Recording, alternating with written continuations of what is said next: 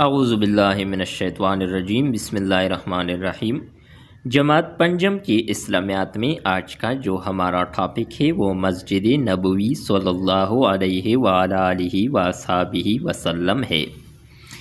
ہجرت مدینہ کے بعد حضرت محمد رسول اللہ خاتم النبیین صلی اللہ علیہ وآلہ وصحبہ وسلم نے حضرت ابو ایوب انصاری رضی اللہ تعالی عنہ کے مکان میں قیام فرمایا۔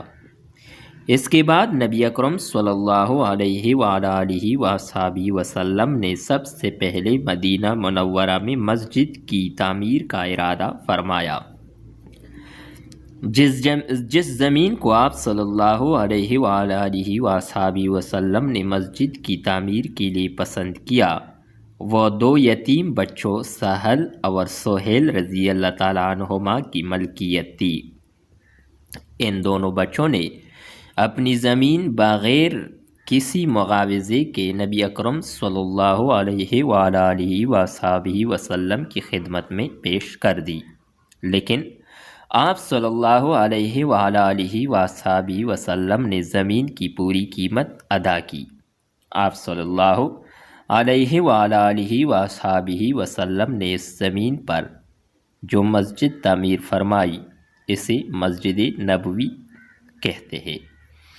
مسجد نبوی کی دیواریں کچی اینٹوں اور گارے سے بنائی گئی، مسجد کے ستون کھجور کے تنوں سے بنائے گئے، چھت کھجور کے پتوں اور شاخوں کی تھی، فرش بھی کچا تھا، مسجد کی 3 دروازے بنائے گئے۔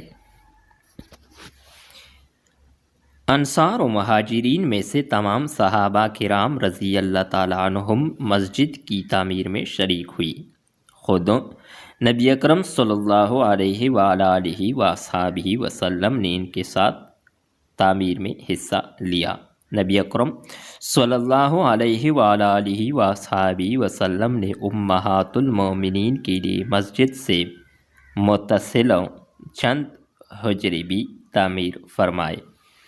یہ تھی ہماری آج کی ویڈیو مسجد نبوی صلی اللہ علیہ وآلہ وصحبہ وسلم کے حوالے سے۔ نیکسٹ ویڈیو کے ساتھ دوبارہ ملتے ہیں۔ خدا حافظ۔